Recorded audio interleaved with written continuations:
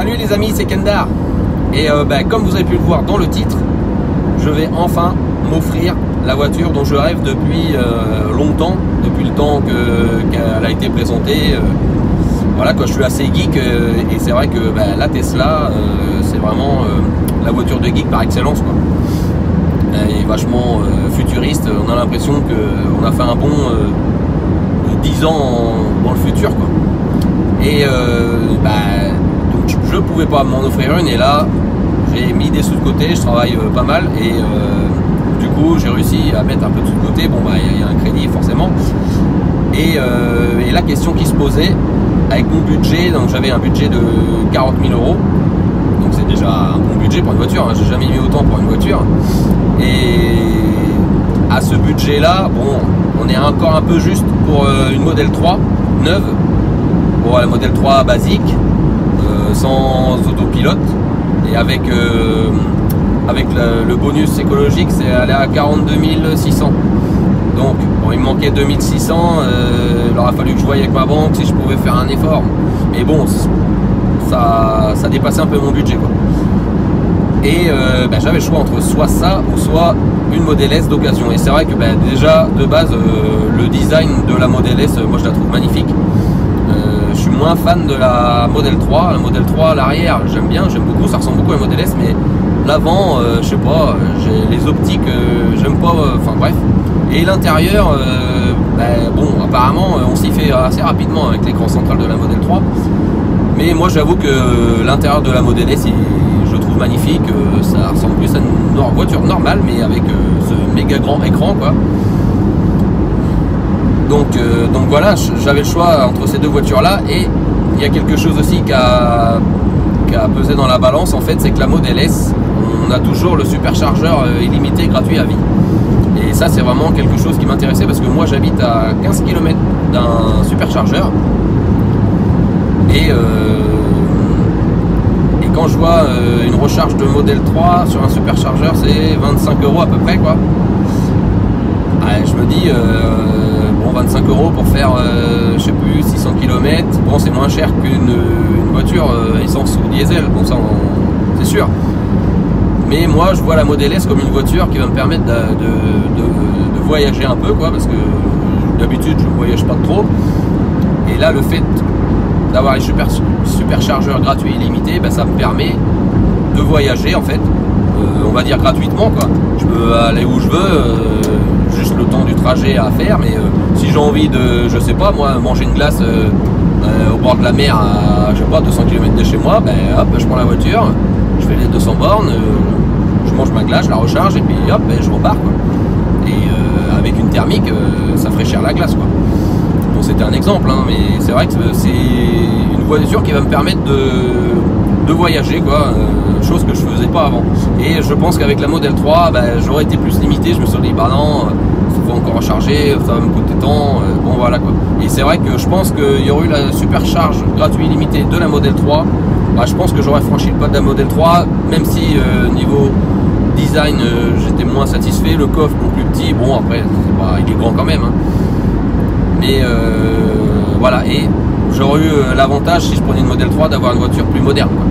Parce que c'est vrai que au budget de 40 000 €,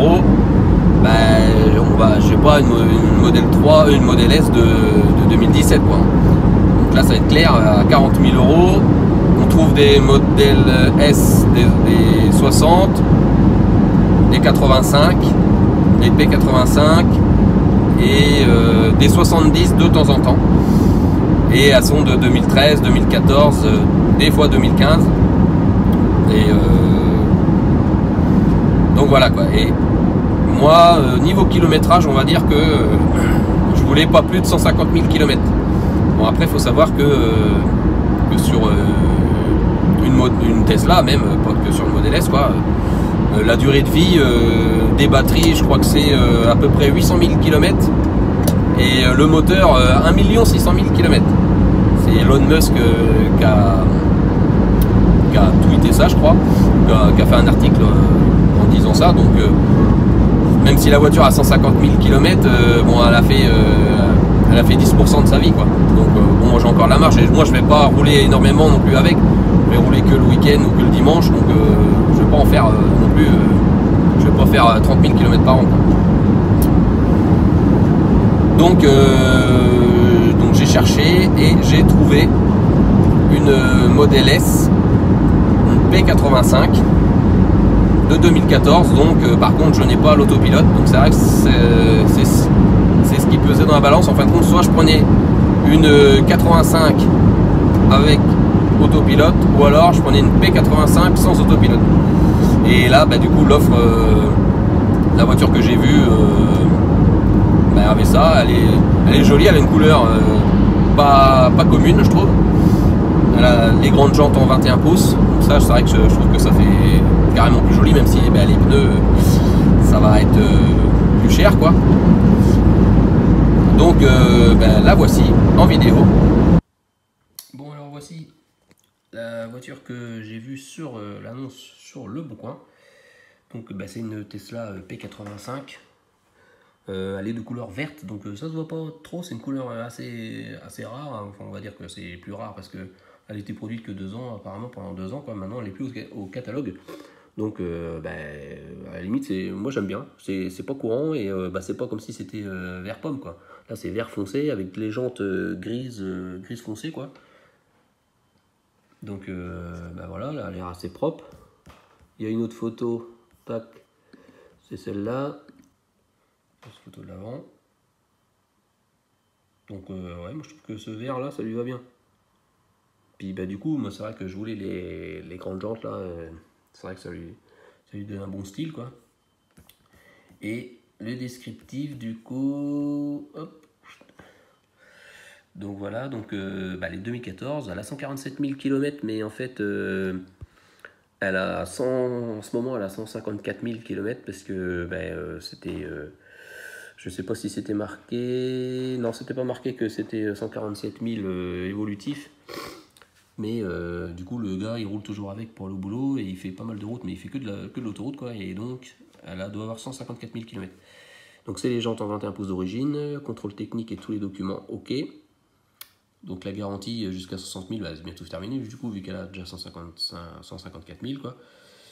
Alors par contre, batterie moteur jusqu'en 2023, donc il y a 1 an de plus. Je pense qu'elle est retournée au garage, je crois. Il y a eu un problème de suspension, d'après ce que le vendeur m'a dit. Et du coup, je pense que c'est pour ça que la garantie n'est pas jusqu'à 2022, mais 2023. Donc voilà.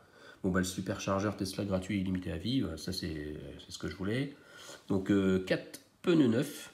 En fait, ils ne sont pas neufs du coup, parce qu'ils sont neufs à 147 000 km, mais là, 154. Donc, mais bon. C'est vrai que des jantes en 21 pouces, les pneus ça s'est pas donné, donc c'est vrai que c'était pas plus mal d'avoir des pneus neufs. Bon après au niveau des options, il a pas marqué grand chose, hein. On voit que il y a le toit panoramique, voilà, intérieur cuir, bon, mais tout ça je pense que c'était voilà, d'origine, hein, donc voilà, quoi. Elle ne dispose pas de 2 places dans le coffre ainsi que de l'autopilote. Et immatriculation en France très simple et coûte 2,76 €, d'accord, mais il faut savoir qu'il y a du délai. Donc voilà, affaire à suivre, hein. Donc faut que j'aille faire les papiers nécessaires pour obtenir la carte grise. Voilà. Bon alors, vu que c'est un véhicule belge, comme vous avez pu le voir aux plaques d'immatriculation, c'est un petit peu différent que si j'achetais une voiture française. Il me faut certains documents parce que maintenant les cartes grises se font en ligne exclusivement, donc il faut certains documents. Et pour avoir justement la carte grise, il faut tout d'abord obtenir un quitus fiscal. Donc je vais aller au centre des impôts de ma région, de mon département, quoi, pour pouvoir obtenir ce fameux papier. Donc c'est parti, hein, on va faire la route et puis j'espère qu'ils vont être assez compétents pour me faire ce papier. Bon, je pense qu'ils doivent en faire souvent. Bon allez, on va chercher ça. Bon, c'est bon les amis, j'ai le quitus fiscal. Donc maintenant il ne reste plus qu'à aller sur le site de la NTS pour faire les papiers de la carte grise, la demande, quoi. Bon allez, j'espère que ça va bien se passer. On se retrouve plus tard. Bon, ça y est, j'ai eu le quitus fiscal et donc je suis allé sur le site de la NTS pour pouvoir faire les démarches pour avoir la carte grise.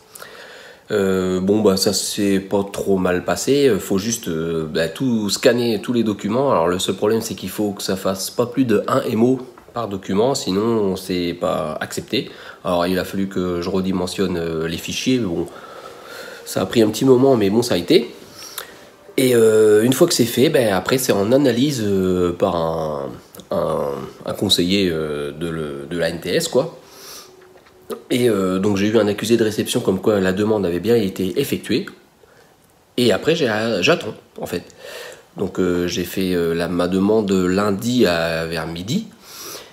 Et mardi j'attends, mercredi toujours rien. Je me suis dit c'est bizarre parce que j'avais regardé sur le site et il disait qu'on avait un certificat d'immatriculation provisoire, un CIP. Ça permet, en attendant de recevoir la carte grise, d'avoir un numéro d'immatriculation pour l'assurer et pour pouvoir aller la chercher justement parce que quand on a un véhicule étranger, on ne peut pas aller la chercher si c'est des plaques étrangères, surtout des plaques belges. Et donc je vois qu'il n'y a toujours rien. Donc j'appelle la NTS. Et là, la nana me dit que non, y a un délai à peu près d'environ 30 jours. Donc 30 jours pour avoir la carte grise pour pouvoir prendre la voiture et aller la chercher. Ça fait un petit peu beaucoup, parce que faudrait que l'acheteur, enfin non, pas l'acheteur, le vendeur, il faudrait que le vendeur patiente 30 jours. Donc je pense que lui, pareil, il est pressé de la vendre aussi. Et s'il veut se racheter un futur véhicule, voilà, il va pas attendre 30 jours. Moi, j'avais déjà fait toutes les démarches et tout en plus. Donc voilà quoi, donc et je lui ai dit il n'y a pas moyen d'annuler et tout, et non, à partir du moment où c'est qu'on a commencé la démarche, on ne peut plus annuler. Donc un petit conseil, si vous faites venir surtout une voiture de l'étranger et que vous voulez au moins la ramener ou vous voulez l'avoir assez rapidement quoi, n'allez pas sur le site de la NTS, passez par un garage où il y avait un magasin dans ma région, ça s'appelait Carte Grise Café. Ça vous permet de faire la carte grise le temps d'un café, donc ça dure à peu près un quart d'heure.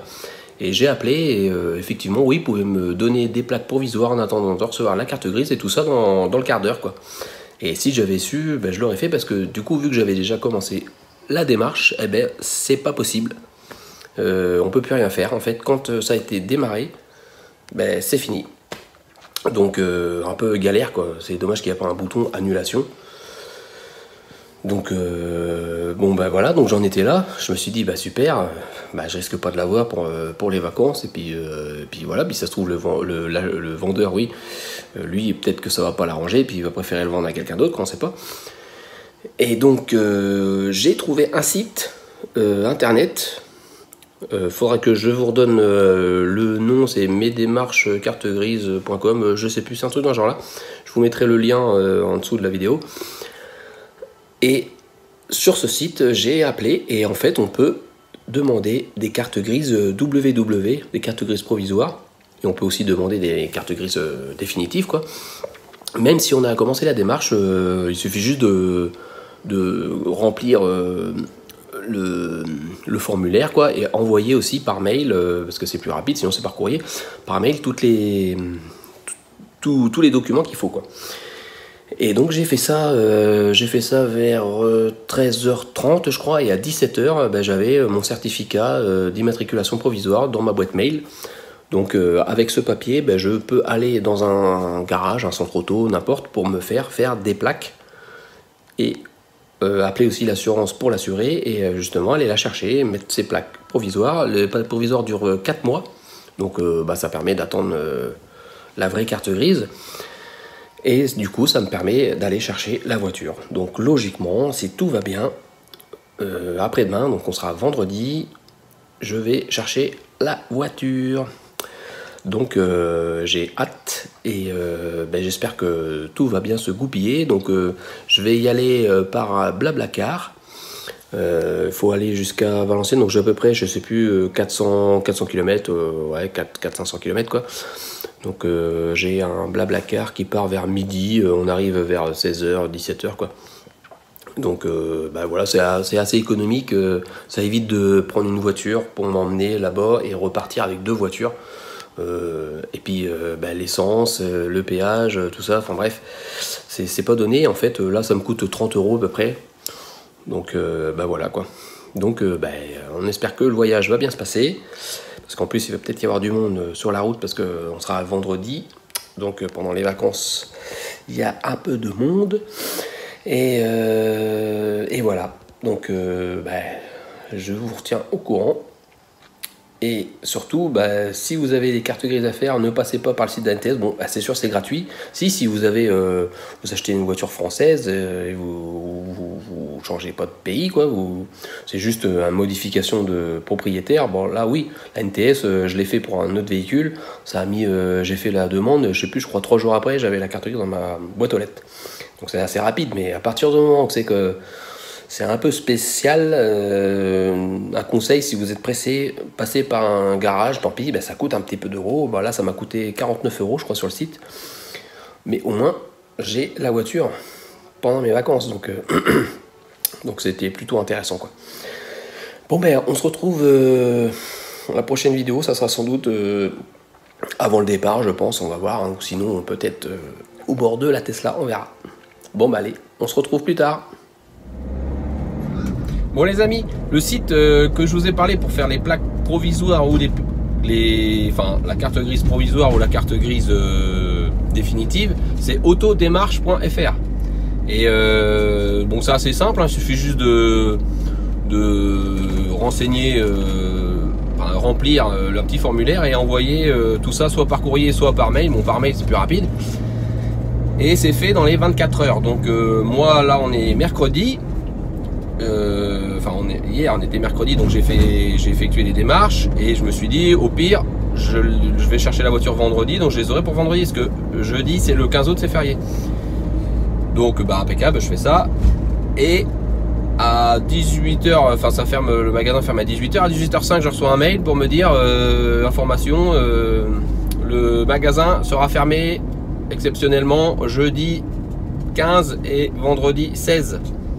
Donc voilà, c'est un truc que j'avais pas du tout prévu qu'ils allaient faire le pont en fait. Et du coup j'aurai mes papiers que lundi. Donc bon, par chance j'ai un copain garagiste, Mika, je le salue. Et grâce à lui il va me prêter des plaques W Garage pour me permettre d'aller chercher la voiture, la ramener. Et comme ça dès lundi, dès que j'ai le papier, je fais faire les plaques W. Et comme ça je suis tranquille pendant 4 mois pour pouvoir rouler voilà, en toute sécurité et en conformité, quoi. Bon voilà, on se retrouve après pour le voyage et chercher la Tesla. Voilà. Bon, ça y est les amis, je suis en route pour le rendez-vous Blablacar pour pouvoir aller chercher la Tesla. Donc j'espère que le Blablacar soit au rendez-vous et qu'à l'arrivée aussi le vendeur soit au rendez-vous avec la voiture. Bon allez, on se retrouve plus tard. Bon ça y est les amis, je suis dans la Tesla. Et oui, impeccable, le vendeur était là, à l'heure, moi aussi. Et tout s'est bien passé, le temps qu'il m'explique un peu comment ça fonctionne, parce que c'est la première fois pour moi que c'est de conduire une voiture électrique, quoi, et le temps de comprendre un peu tout ce qui se passe. Donc voilà, donc maintenant je vais aller voir mon père parce qu'il habite pas très loin et puis voilà, puis après je vais rentrer le lendemain. Voilà. Bon voilà, je me suis arrêté un peu pour vous montrer un peu la bête.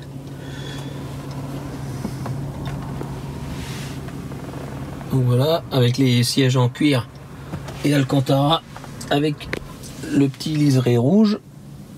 Donc ça c'est l'arrière. Le toit ouvrant, panoramique, enfin, ouais, le toit panoramique ouvrant, tout ouvrant.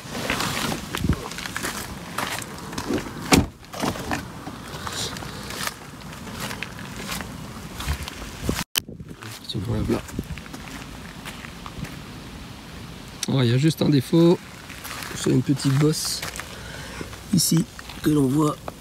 Voilà, ça doit être un caillou sur l'autoroute apparemment. Donc voilà l'engin. C'est sûr que ça marche bien.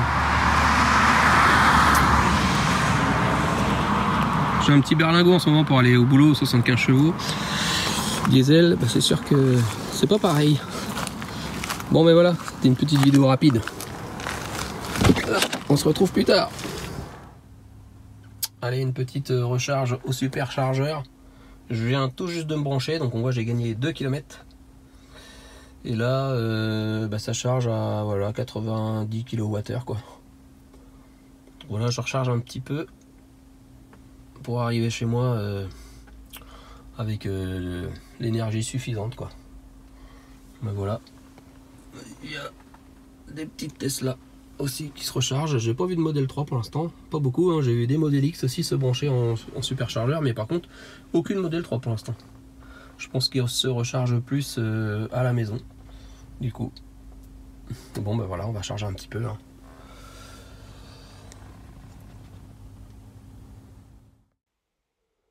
Bon voilà les amis, c'est bon, la Tesla est bien arrivée à la maison, aucun problème. Et concernant la carte grise, j'ai eu une réponse positive vraiment 30 jours pile après la demande sur le site. Donc après j'ai reçu la carte grise 3 jours après quoi. Donc il faut vraiment prévoir une trentaine de jours si vous passez par le site de la NTS. Voilà, bon bah allez, on se retrouve pour de prochaines vidéos. Salut les amis!